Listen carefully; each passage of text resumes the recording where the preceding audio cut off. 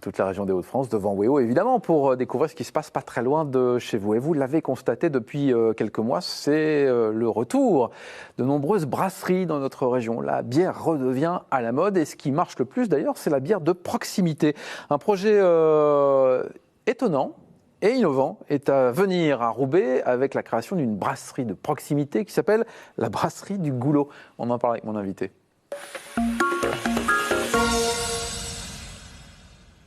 Bonjour Nicolas Delbecq. Bonjour Laurent. Soyez le bienvenu, merci d'être là pour nous parler de votre projet d'un nouveau genre, une brasserie de micro-proximité, c'est-à-dire...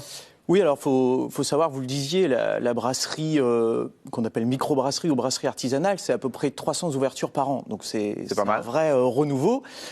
Dans le temps, les brasseries, il y en avait une par village, comme on a sa boulangerie, comme on avait le moulin, l'école, etc. Beaucoup de microbrasseries qui réouvrent aujourd'hui, mine de rien, sont finalement implantées soit en zone industrielle, soit en campagne. C'est logique parce qu'il y a besoin de place pour brasser, c'est du matériel volumineux. Nous, on a plutôt préféré s'installer en pleine ville, dans une rue commerçante, à Roubaix en l'occurrence. Et donc l'idée, c'était...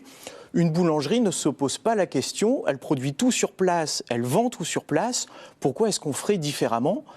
Pourquoi est-ce que toute notre bière, on devrait passer notre temps sur la route à la livrer, à la déposer dans des magasins, chez des distributeurs ? Ben non, on n'a qu'à produire un peu moins, mais tout vendre sur place et finalement être plus identifié comme un commerçant du quartier que comme une industrie ou une brasserie. Alors vous avez, puisque vous cherchez aussi un petit peu d'argent pour boucler le projet et notamment finaliser l'ouverture de la boutique, vous avez créé un petit clip assez rigolo, d'ailleurs qui est à l'image de ce que vous allez proposer, un petit peu décalé.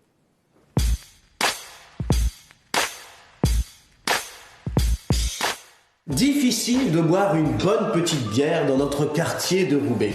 Après le métro, après le boulot... En famille, entre amis, entre collègues, on aimerait bien se poser et boire une bonne petite bière. Une bière locale, une bière voisine.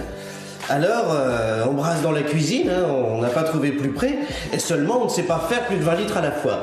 Et ça, ce n'est pas assez. Alors que faire ? J'ai une idée. Oui. On arrête. Oh, allez. Oh, mais non. Il rigole. On va faire plus de bière, mais ailleurs, près d'ici, car on veut rester la bière du quartier.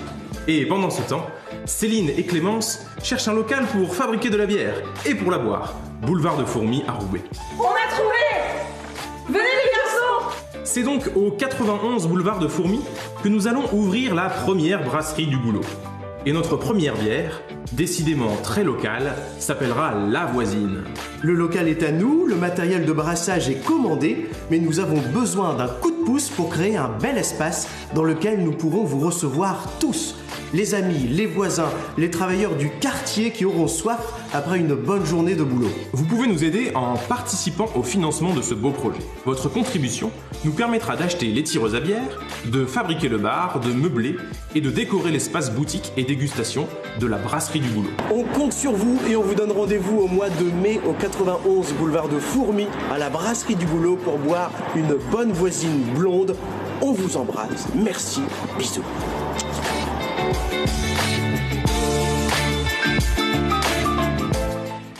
Est-ce que nous aurons droit aux bisous quand on viendra vous voir ? Bien sûr, on va faire la bise au patron. Absolument.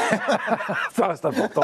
Vous l'avez vu, ça reste un petit peu décalé, c'est drôle. Il manque beaucoup d'argent pour la finalité du projet ou pas ? Alors, sur la campagne de financement qu'on a lancée sur la campagne Kiss Kiss Bank Bank, j'ai regardé juste avant l'émission, nous étions à 59%. J'espère qu'après l'émission, on sera un peu plus... Évidemment, naturellement. Il reste 20 jours de campagne pour aller chercher à peu près 4 000 € manquants sur les 10 000 que l'on espère. Ça peut être plus, hein, on peut dépasser, on n'est pas à l'abri de réussir. Ouais. Voilà, donc on compte sur chacun pour encourager ce beau projet. Et il y a des petites contreparties si on vient Tout à fait, donc si on fait un don en ligne, il y a des contreparties sous forme de liquide. À consommer, bien évidemment, comme veut la tradition, avec beaucoup de modération. Elle est venue comment, cette idée de la création de cette brasserie un peu atypique ? Je pense qu'on avait envie d'un retour à quelque chose d'artisanal et de manuel. Tous ceux qui sont intégrés dans ce projet, déjà c'est une bande de copains, on travaille tous dans des sociétés de services. Autrement dit, on est toute la journée derrière l'ordinateur. Je pense qu'on avait très envie de retrouver du contact local dans son quartier au lieu de travailler toujours loin, et aussi de faire des choses avec ses mains. La brasserie, c'est un endroit où on va manipuler des céréales, du houblon, des grosses cuves en inox, manipuler des vannes, des choses comme ça. Voilà, on avait très envie de palper quelque chose et de toucher à quelque chose de concret, alors qu'on passe notre journée au téléphone et derrière l'ordinateur. Ouais, mais du coup, c'est quand même une passion tout ça, parce que ça reste quand même un peu technique à faire de la bière. Oui, donc c'est une passion et il ne faut surtout pas s'imaginer que parce qu'on a brassé 2 fois dans sa cuisine, on peut se permettre de brasser 1000 litres d'un coup. Ce n'est pas tout à fait la même chose. Ouais. Nous sommes formés. On est parti au lycée agricole de Douai qui a une formation brassicole. On s'est inscrit, n'importe qui peut le faire, hein, c'est ouvert à tous.